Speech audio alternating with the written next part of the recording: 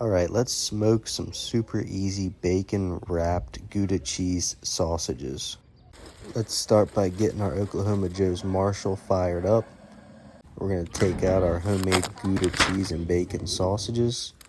We're going to get them wrapped up in some applewood bacon.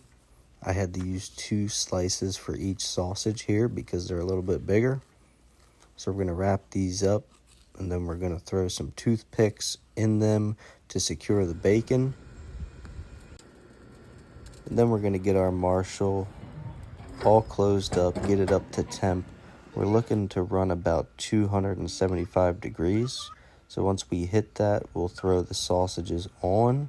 So what we're looking for is that bacon to be nice and crispy on the outside, and then the sausage to hit about 160 degrees internal, and you know that it's done.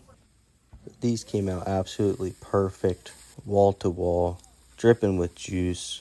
So what we're going to do is we're going to throw them on some buns, and you guys can top them however you want. I used a little bit of truffle aioli today. I really like to keep it simple with a smoked sausage, and you really want to taste that smoked flavor, and we definitely achieved that today on the Oklahoma Joe's Marshall.